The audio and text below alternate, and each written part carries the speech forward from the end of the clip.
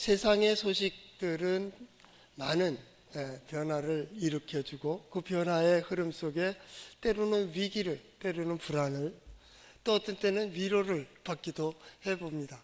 그러나 중요한 것은 이 전쟁의 소식은 끊이지 않고 있다라는 겁니다. 다니엘 시대에도 마찬가지지만 문명이 부딪히고 경제의 어떤 부와 빈의 부딪힘이 있을 때에 그 충돌이, 문화의 충돌이 전쟁으로, 다툼으로, 대결로, 대립으로 이렇게 되어지죠. 자연재해도 마찬가지입니다. 그러는 가운데 자연재해들이 일어나고 하죠. 어떤 분이 그런 소망을 가지고 우리 기도하죠. 전쟁이 없는 평화로운 시대 있기를 라고 기도하지만 여러분, 그거는 기도로 되어지는 문제가 아닙니다. 전쟁은 끊임없습니다. 과거에도 전쟁은 끊임없었고 지금도 계속 전쟁은 진행되어 있고 또 앞으로도 계속 되어질 것입니다. 전쟁이 없는 조용한 평화의 시대 기대하지 마라, 그 얘기입니다. 왜냐하면 전쟁이라고 하는 이 자체가 그 어떤 인간의 어떤 경제적인 논리, 정치적인 논리로 영역이 확장됐고 거기에 어떤 권세를 누리기 위하여 경제적 이득을 위하여 사람들이 다투고 대립을 하는 겁니다. 그래서 마지막 결정적인 순간에 전쟁이라고 하는 것이 이루어져요. 인간이 살아있는 동안 하나님을 떠난 역사 속에 있는 인간들은 계속 그 다툼과 대립과 대결과 전쟁입니다. 왜냐하면 그렇게 해서 내 거 만들고 그렇게 만들면 평화로울 줄 아는, 바벨론이 정치를 잡았지만 바벨론 정치 잡았다고 해서 평화로워지는 건 아닙니다.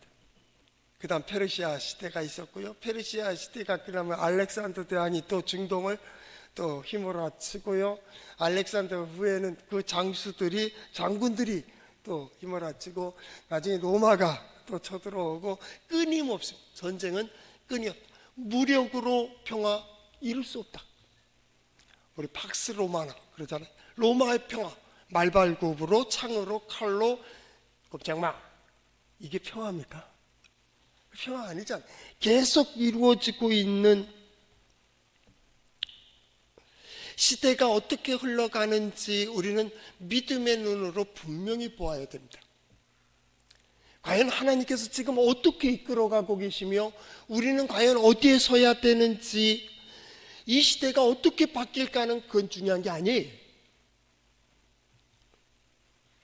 문명도 바뀌고 문화도 바뀌고 나라도 바뀌고 정치도 변화되고 바꿔지고 믿었던 나라가 망하고 예루살렘 성이 무너지고 성전도 무너진다니까요.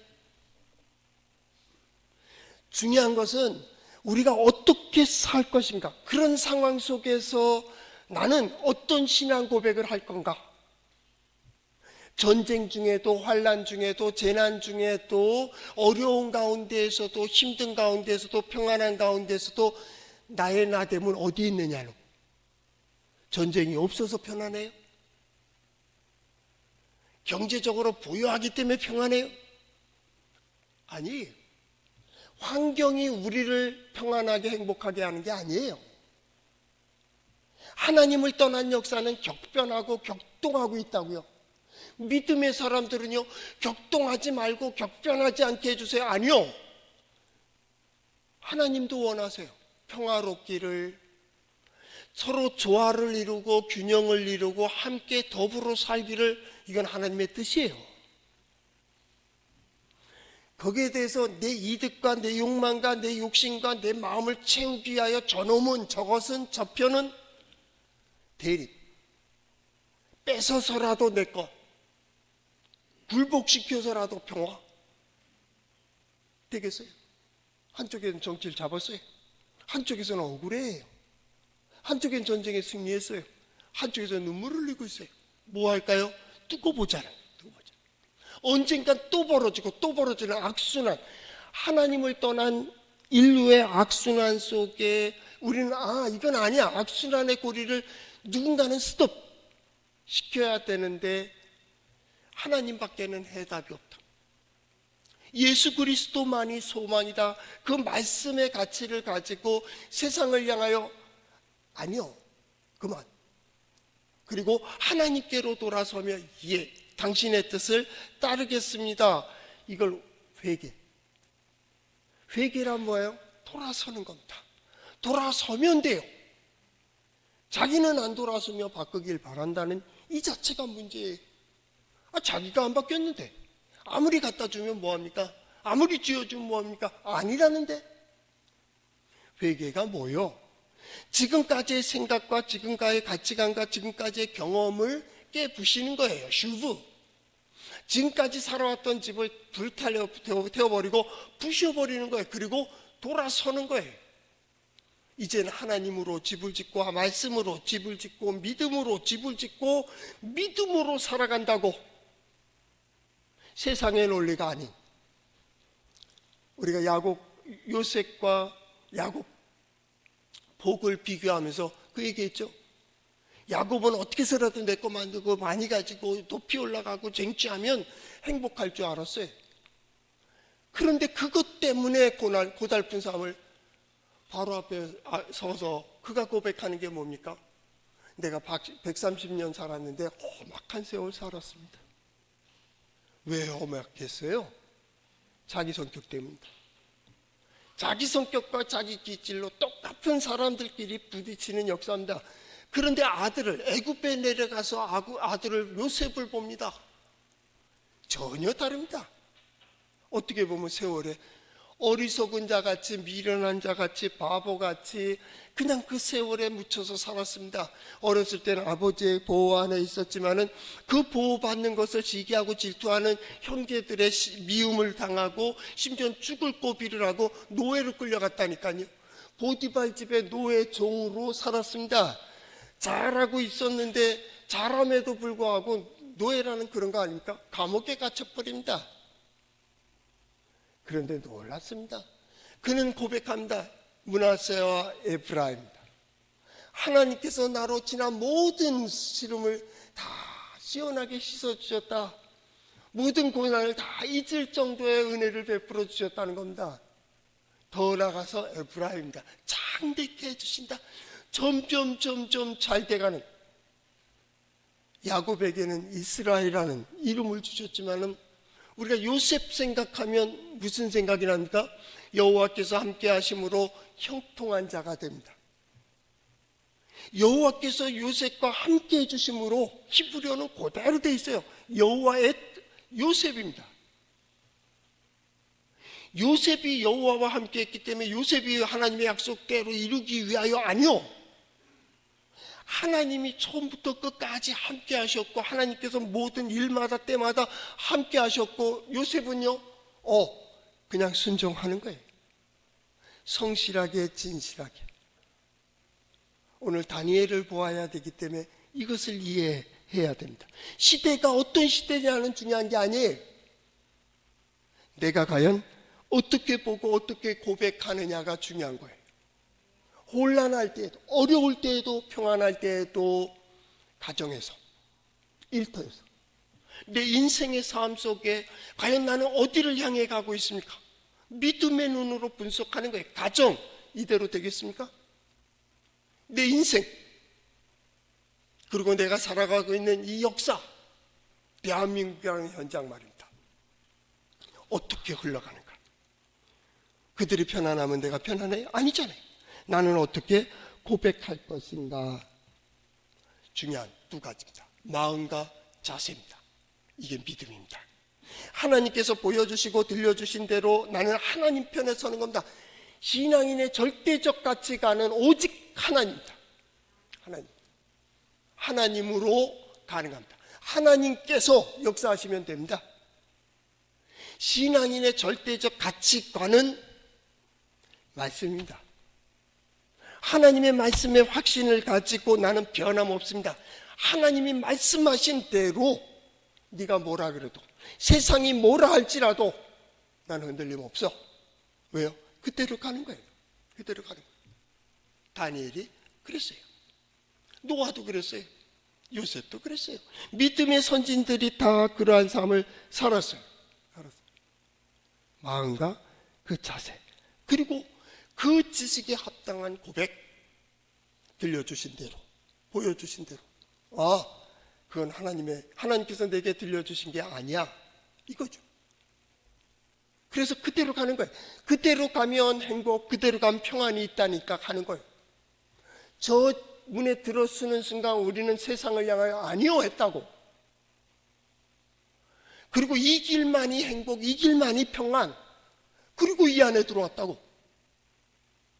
근데 여기서도 경제 논리입니까? 여기서도 정치 논리요? 여기서도 다툼으로 시작해야 되겠어? 그게 어찌 믿음이요? 세상과 똑같은 말만 다른, 믿고 싶은 대로 믿고 내 마음에 드는 대로 기도하고 내 마음에 들지 않으면 하나님도 필요 없는 우상 숭배하는 거 아니에요? 그러면 무슨 기적을 얘기해요? 무슨 은혜를 얘기하냐고. 신앙생활, 과연 이 시대에 우리는 어떻게 살아야 되는가? 다니엘, 평신도 정치 지도자입니다. 이는 평신도입니다. 종교 지도자 아니에요. 지금 6장까지의 문제는 다니엘의 역사예요. 그런데 그렇게 살았다고. 그럴 수 있다고. 왜? 하나님이 함께하여 주심으로. 나는 이런 복이 우리 성도들에게 함께 하시기를 바랍니다. 그 말씀이 어디에 있어요? 성경에 있어요. 한번 따라해 볼까요? 하나님의 말씀인 성경은 나의 신앙이요 나의 고백입니다. 주여 내게 무슨 말씀을 하려 하시나이까? 무슨 말씀을 하시든지 그대로 하리이다. 그대로. 이 다니엘, 우리는 계속해서 다니엘을 살펴보고 있습니다. 우리 다니엘은 그 여러 시대를 살았습니다. 다니엘은 유대인입니다. 바벨론으로 포로로 끌려올 때 이 바벨론 그 왕은 느부갓네살은 그 소년들, 왕족 귀족 중에 지혜로운 자, 학식을 가진 자, 용모가 뛰어난 자, 볼품이 있는 자들을 골라서, 소년들을 골라서 와서 자기의 음식을 주고 교육을 시켜서 자기의 신하로 쓰길 원했습니다. 그래서 포로로 끌려오게 되는데 다니엘은 그때 끌려온 사람입니다. 원래는 유대인이라니까. 유대 왕국의 귀족이요, 왕족이라고도 합니다. 귀족입니다. 그래 나라가 망했어요. 무너지지 않을 것 같은 예루살렘은 무너졌습니다. 성전도 무너집니다. 그리고 바벨론 시대로 돌아옵니다. 유대 나라에서는 그래도 인정받는 지혜자고 총명한 소년입니다. 그러니까 끌려왔죠. 바벨론으로 끌려와서 느부갓네살이 그를 봅니다. 뭘 봅니까? 그의 지혜와 총명을 보았습니다. 하나님께서는 다니엘에게 지혜와 학식과 학문을 주셨고 그 친구들에게도 주셨습니다. 꿈과 계시를 해석할 수 있는, 아니 깨달아 알 수 있는 지혜도 다니엘에게 주셨습니다. 왕은 그것을 봅니다. 왕이 인정하는 자 다니엘, 그 많은 소년들 가운데 성경에 인정된 자 다니엘, 유대에서도 인정됐겠죠. 바벨론 시대의 왕이 그를 인정하고 있습니다. 다니엘서 2장 47절 말씀에 보면 너희 하나님은 참으로 모든 신들의 하나님이시요 모든 왕의 주제시로다. 네 하나님은 또 은밀한 것을 나타내시는 이시로다. 신비로운 일들, 감히 상상하지 못하던 일들도 너희 하나님은 드러내신다, 그 말. 누굴 통해서요? 다니엘. 평신도 지도자라니까요. 7장에서부터 이 바벨론 시대에 계시를 받은 것, 환상을 본 것, 그 다음에 바벨론 시대의 환상과 계시를 본 것들이 기록이 되어 있습니다. 그래서 그것이 이제 선지자의 그룹에 나왔지만 사실 보면 평신도 지도자입니다. 느부갓네살 같은, 스룹바벨 같은 그런 사람. 단지 계시적인 어떤 내용들 때문에 선지자 영역으로 분류시킨 것 같습니다. 나는 우리 성도들과 성도들의 자녀손들이 이랬으면 좋겠어요. 어디 가든지 믿음의 사람으로 살아 신앙 고백적인 삶을 살 때 환경이 바뀌고 상황도 바뀌고 나라도 바뀌고 지역도 바뀐다 할지라도 누가 보더라도 바벨론 왕 느부갓네살이 벨사살 왕이 볼 때에도 지혜롭고 총명하고 하나님이 그와 함께 하시고 그가 모든 일들을 형통하게 왕의 마음에 맞는, 더 중요한 왕이 사랑하는 그러한 인물이 될 수 있기를 축복합니다. 왕의 사랑을 받은 다니엘, 바꿔 말하면 왕이 인정한 다니엘입니다. 왕이 신임하는 다니엘입니다. 너에게 맡기면, 심지어는 바벨론 제국이 또 망합니다. 그리고 메데 바사가 들어서고 페르시아 시대로 넘어갑니다. 근데 제국이 바뀌었는데도 그를 신임합니다. 총리 셋을 세우는데 거기에 다니엘이 있습니다. 그리고 그 세 총리 중에 다니엘을 전국을 다스리는 지방 총리로 세우려고 했습니다. 그래서 모함이 시작이 되는 거예요. 왕에게는 사랑을 받습니다. 다른 사람들은 시기의 대상이 되었습니다. 요셉 마찬가지입니다. 아버지에게는 사랑을 받았습니다. 형제들한테 시기의 대상이 되었습니다. 두 아들을 둔 아버지의 비유에도 보면 둘째 아들이 나갔다 들어오는데 큰아들이 원망하고 불평합니다. 예. 아버지는 그러면 넌 내가 있잖아. 근데 뭘 시기해? 이 얘기거든요. 한 가지. 믿음의 사람은 먼저 사랑받는 법을 잘 압니다. 저는 그렇게 생각합니다. 믿음의 사람은 사랑받는 사람입니다. 악인에게 사랑받는 거 아니요. 하나님과 의로운 자, 지혜로운 자, 총명한 자, 겸손한 자, 믿음의 사람들 가운데 사랑받는 자여야 됩니다. 어디에? 누구에게 사랑받느냐? 이건 중요한 거예요. 왜냐하면 우리는 매 순간 어떤 일들을 할 때 내 생각과 내 경험과 내 지식은 무시하고 내려놓고 하나님의 뜻을 생각하잖아요. 그의 사랑을 받고 그의 뜻에 맞을까? 이렇게 하면 맞을까? 이렇게 하면 맞을까? 그래서 하나님의 사랑을 받고자 하는 거 아니에요? 그리고 그 맞을 때 하나님의 은혜를 받았다 그러고 하나님의 복을 보는 거 아니겠습니까? 예. 그렇기 때문에 우리는 사랑받는 법을 잘 압니다. 사랑받는 법을 알아야 사랑할 줄 압니다. 사랑도요, 해본 사람이 한다고요? 예, 아닙니다. 받아본 사람이 사랑한다. 사랑받아보지 못한 사람은 자기가 힘들었던 거, 어려운 쪽을 풀어주면 사랑한다고 생각합니다. 아니에요. 사랑도 받아본 사람이 합니다. 누구는 그렇게 사랑한다고 아끼고 했는데 그 아이는 원망하고 불평하고 힘들어하고 있습니다. 어찌 사랑입니까? 사랑도 받아봐야 됩니다. 여러분 사랑을 압니까? 그렇다면 하나님의 사랑을 알아야 됩니다. 하나님의 사랑을 받아들인다라고 하는 것이 믿음입니다. 믿음은 곧 하나님 앞에 엎드리는 것이고 하나님의 뜻을 받아들이는 사람입니다. 그러면 됩니다. 그가 나를 사랑한 것 같이 내가 그를 사랑하면 됩니다. 그가 내게 은혜를 베푼 것처럼 나는 그들에게 은혜를 베풀면 됩니다. 너희가 복을 받은 것처럼 또한 복되게 남에게 베풀면 됩니다. 그것이 복입니다. 여기 우리 신앙인들은 다 은혜를 합니다. 은혜 받은 자처럼 은혜를 베풀기 때문입니다. 오늘 성경 말씀에 보면 다니엘이 나옵니다. 다니엘은 왕에게 사랑을 받았습니다. 신임을 받는 자입니다. 왕이 인정하는 자입니다. 무엇 때문에요? 예, 그의 지혜와 명철과 학식과 지식 때문입니다. 우리는 간혹 자존심만 키우지 실력을 키우지 못할 때가 많습니다.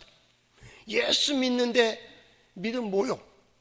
너 예수 믿는다는 것 때문에 믿지 않는 사람 불편해하고 있어요. 제가 청년들을 지도할 때 연대 다니는 청년 있었습니다. 과 대표인데 목사님 그것이 단체가 나올 뻔했습니다. 기독단체 어디는 과 회비도 안 내고 그냥 협조를 안 해준대. 그런데요, 이번에 체육대 어느 대학하고 이렇게 하는데 체육대회 하는데 와서 유니폼은 먼저 타간대. 나쁜 놈들이죠. 그게 기독단체입니까? 정당한 이유를 자기네들도 대지만 아니요, 그건 아닌 거요. 예수 믿는 사람은 어디에 가든지 사랑할 만하며 사랑받을 만하며, 그를 맡겨놓으면 평화롭고, 그에게 뭔가 주어지면 그는 그걸 잘 형통하게 하고, 요셉이 그랬던 것처럼 다니엘이 그랬던 것처럼 말입니다. 누구에게 사랑받습니까? 먼저는 우리는 절대 기준이 있습니다. 하나님께 사랑받는 겁니다. 하나님의 말씀과 세상의 소리가 들려올 때 누구의 소리를 들어요? 우린 하나님입니다. 하나님. 이건 절대 기준입니다. 절대 기준. 그리고 그 기준의 고백은 하나님의 말씀입니다. 하나님의 말씀에 확신을 가지고 나는 그 고백을 합니다. 하나님의 말씀이 내게 깨닫게 해주신 대로, 들려주신 대로, 이끄시는 대로 나는 이끌림을 받습니다. 그것을 하나님의 뜻이라 그렇게 얘기합니다. 그건 믿음입니다. 그래서 믿음은 다른 말로 한다면 지식입니다. 지혜입니다.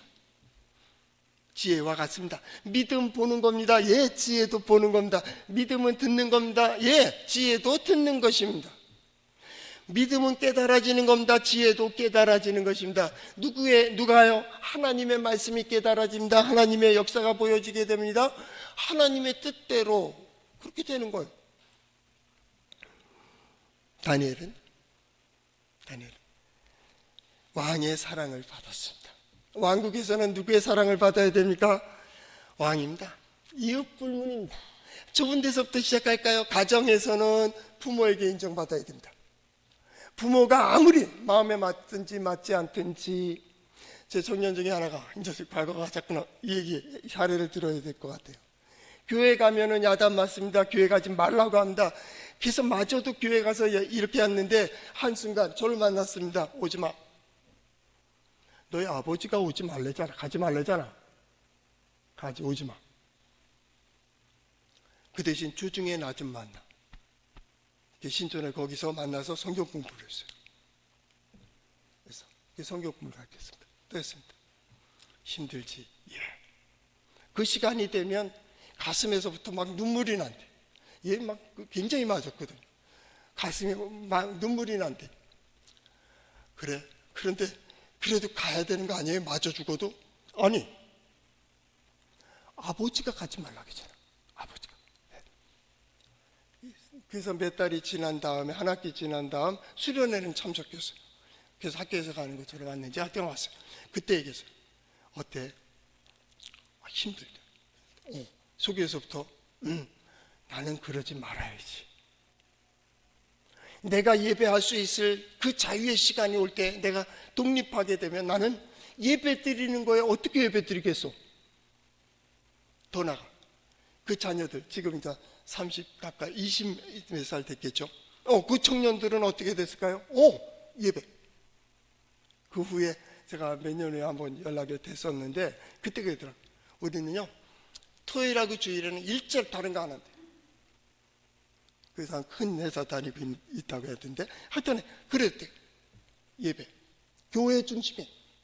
예배 시간이 요새는 낮에 2시, 3시 보통 그렇잖아요. 서울도 그런 데가 많거든요. 그러니까 그래도 집에 안 간다. 교회에서 봉사하고 뭐하고 있다가 이렇게 온대. 왜? 그때 예배가 얼마나 귀중한지 그 시간 핑계 변명 없다는 거예요. 저는 그렇게 생각합니다. 가정에서는 일단 부모님에게 이해하세요. 부모님에게 인정받으세요. 세 번째, 학교에서는 선생님입니다. 선생님은 평가의 대상이 아닙니다. 선생님입니다. 선생님을 평가한다면 자식 버리는 겁니다. 오직 선생님이다. 이 세 대상은 굉장히 중요한 겁니다. 왜냐하면 나의 정신을, 나의 마음을, 나의 삶의 틀을 정하고 있기 때문입니다. 신앙인은 이런 가치관을 가지고 있습니다. 절대적 가치관입니다. 오직 하나님입니다. 그 가치관의 판단은 오직 하나님의 말씀입니다. 그리고 나의 신앙 고백은 오직 신앙입니다. 그 안에서 고백되어집니다. 이건 양보할 수 없습니다. 99% 다 양보할 수 있습니다. 그러나 이건 양보할 수 없습니다. 하나님과 나와의 관계 말입니다. 내가 하나님께 기도하고 하나님을 찬양하고 하나님을 의지하며 있는 이 경외와 경건에 대해서는 절대 양보가 없는, 그게 우리의 신앙이에요. 우리의 신앙. 바로 다니엘의 신앙. 시대는 바뀐다니까요. 환경도 바뀝니다. 바벨론 시대에 느부갓네살은 다니엘을 인정합니다. 그런 고집쟁이를 인정했다고요? 바벨론이 끝나고 메대 바사의 첫 번째 메대 출신의 다리오가 왕이 되었을 때 오늘 6장의 일이 벌어지는 겁니다. 고레스와 같이 왕권을 가지고 있었는데, 고레스는 그래도 한 사돈 집안 아닙니까? 자기가 그쪽에 장가를 갔으니까. 그래서 존중하는 의미로 메대 사람, 메대 출신의 다리오를 왕으로 세우고, 그게 2년 정도 있다가 다리오가 죽습니다. 그리고 고레스가 왕이 되는 거예요. 2년입니다. 2년. 세월은 흐릅니다. 환경도 바뀝니다. 상황도 바뀝니다. 나라도 바뀝니다. 그러나 다니엘의 믿음은 변함이 없습니다. 한결같습니다.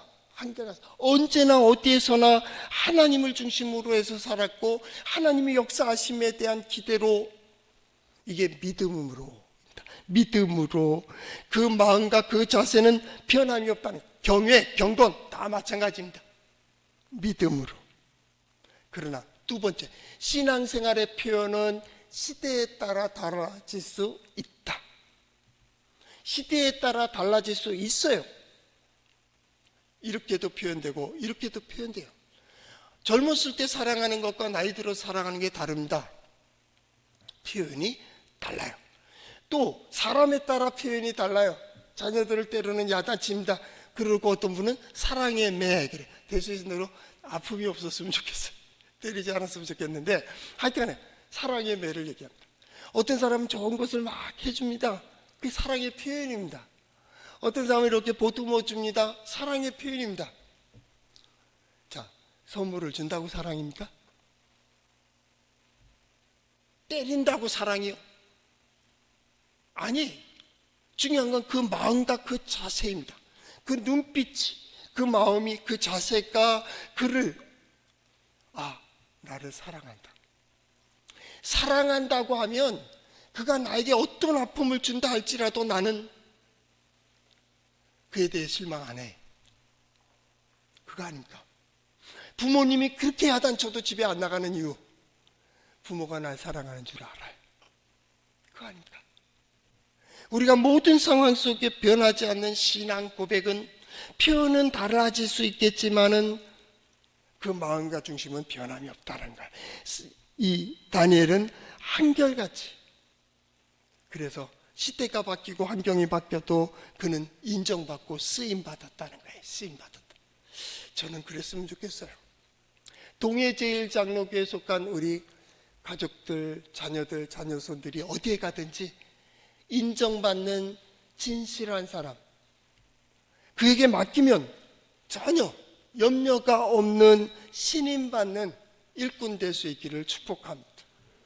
그래서 그 모든 삶 속에서 저렇게 살아가는 건데, 하나님을 모르고 예수 모르는 사람들도 그들의 모습을 따라가며 진실한, 오늘 성경 말씀 마찬가지입니다. 그 신앙은 변함없다. 그가 어떻게 합니까? 10절 말씀해 보니까 그 왕의 인이 찍힌 줄 알면서도 높은 곳에 올라가 예루살렘 성을 향하여 창문을 열고 하루에 3번씩 습관에 따라서 기도를 한다. 성전에 대해서 지난주에 설교를 했죠. 여기에 우리의 신앙과 고백이 있습니다. 여기서 하나님의 말씀을 들었습니다. 여기서 내가 인생이 새롭게 시작되는 곳입니다. 내가 이것을 위해 살겠다. 그 신앙과 고백이 있다면 그가 어디에 있든지 그 마음과 중심은 성전에 있는 거예요. 교회에 있는 겁니다. 예배의 자리에 있는 겁니다. 기도의 자리에 있는 겁니다. 나는 우리 성도들이 때로 어렵고 힘들 때 성전을 향하여 기도하면 하나님께서 함께하여 주시고 하나님께서 역사하시는 경험을 할 수 있기를 축복합니다. 이 다니엘 마찬가지입니다. 그 신앙입니다. 하나님이 함께 하십니다. 왕의 어인이 찍혀 있는 것을 알고 있습니다. 총리니까 알겠지요. 그러나 그 하나님의 말씀을 듣겠습니까? 아니면 왕의 말을 듣겠습니까? 하나님께 대한 고백을 하겠습니까? 사람에게 대한 고백을 할 것입니까? 심지어는 예배한다고 하는 사람들 가운데에서도 하나님의 비위가 아니고 사람의 비위를 맞추려고 여기서 웃고 저기서 인상 쓰는 사람들이 얼마나 많이 있습니까? 여러분은 어떤 사람입니까? 하나님의 기쁨이 되기를 원합니까? 아니면 사람의 기쁨이 되기를 원합니까? 무엇이 신앙이라고 얘기합니다?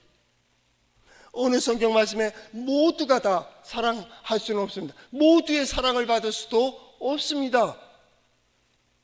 다니엘은요, 왕의 사랑을 받았습니다. 왕의 인정을 받았습니다. 그러니 다른 사람들에게는 요셉과 같이 형제들의 미움을 받은 것처럼 시기의 대상이 되었습니다.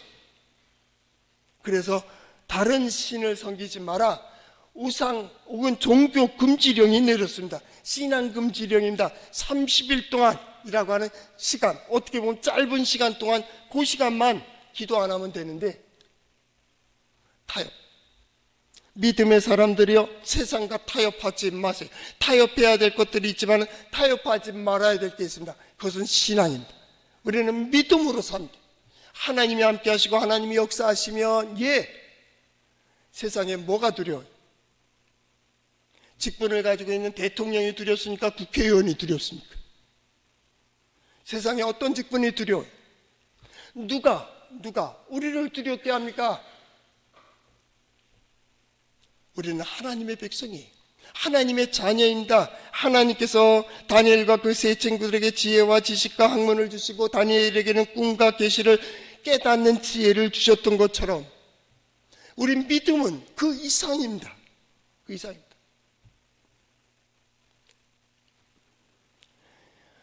다리오 왕이 다니엘을 사랑합니다. 그럼에도 불구하고 사랑합니다. 주변에 시기하는 사람이 그들을 갖다 해치려고 합니다. 그럼에도 불구하고 왕은 사랑합니다. 그래서 사자굴에 던지자고 하는 금령을 어긴 죄로 다니엘을 집어넣어야 됩니다. 그때 14절, 16절, 18절 말씀을 보십시오. 왕이 심히 근심했습니다.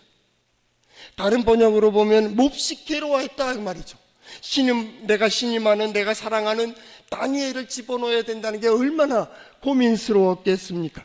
밤이 되도록 이걸 어떻게 놓아줄까, 어떻게 놓아줄 수 있을까를 찾았다고 성경은 이야기하고 있습니다. 저는 그랬으면 좋겠어요. 노동자를 위해서 일하는 자들도 있습니다. 좋습니다. 그럼 부한자를 위해서도 일하세요. 가진 자의 아픔이 있어요. 가난한 자의 아픔이 있습니까? 가진 자의 아픔이 있다고. 그리스도인들은 양쪽을 다 알아야 됩니다. 높은 자의, 낮은 자들의 어떤 눌림에 대한 아픔이 있습니까? 누리는 자의 아픔도 있습니다. 믿음의 사람은 다 알아야 돼요. 다 알아야 돼요. 그러나 중요한 것은 그 쓰임새에 맞는, 얼마나 쓰임 받았는지 왕이 고민했다고요. 자기의 명령을 어긴 자를 사자굴에 넣는 것을 염려하고 몹시 괴로워하고 있습니다. 16절 말씀에 보면 그 이상 어떻게 도와줄 수 없으니까 뭐라고 얘기합니까? 내가 항상 섬기는 너의 하나님이 너를 구원해 주시기를 원한다. 너 하나님 있잖아. 하나님께서 도와주시기를. 결국은 자기의 한계가 있어요. 우리가 도와줄 수 있는 한계가 있다니까요. 권력이, 물질이, 어떤 사람이 도와줄 수 있는, 우리 자녀들도 마찬가지입니다. 우리 후진들도 어디에 떠날 때 되면 어디까지 가서 도와줄 거예요? 결국은 그 이상의 힘은 하나님입니다. 우리는 그래서 그렇게 축복하잖아요. 어디를 가든지 하나님께서 보호하시기를, 하나님께서 인도하시기를. 때로 얘가 하나님을 잊어버리고 엉뚱한 길을 가고 잘못을 하고 죄를 짓는 가운데에서도 하나님, 나를 기억해서 얘에게 은혜를 베풀어 주세요.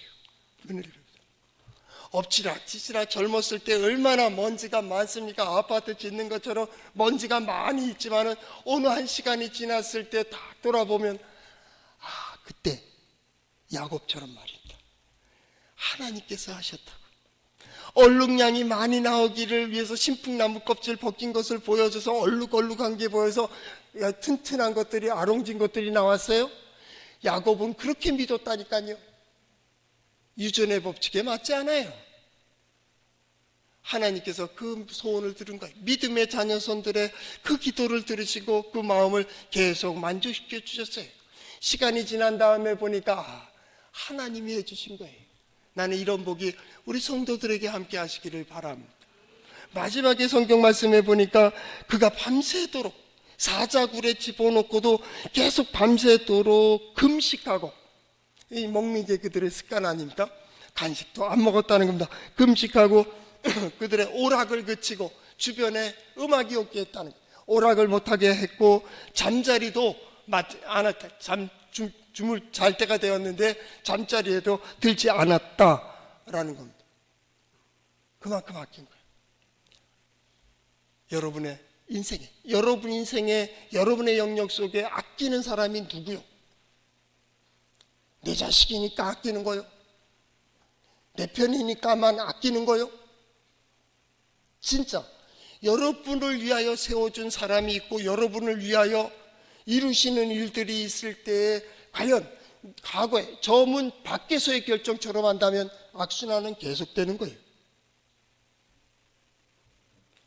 그러나 하나님께서 역사해 주시는 대로 한다면, 우리가 다음 주에 보겠지만 6장 28절의 말씀에 보면 다니엘이 형통하였더라 그랬습니다. 형통하였더라. 손대는 일들마다, 일마다, 때마다 하나님이 역사하셨다고. 이 시대 하나님 이 성전의 영광이 충만하게 하리라 하신 것처럼 우리의 삶 속에 하나님의 능력을 보는, 하나님의 지혜, 그 영광, 저 사람을 보니 하나님이 구원하시고 하나님께서 도와주시더라. 바로 여러분이 가서 그것을 보여주고 여러분으로 인하여 주변에 있는 사람들이 복을 함께 누리는 그런 삶을 살 수 있기를 축복합니다.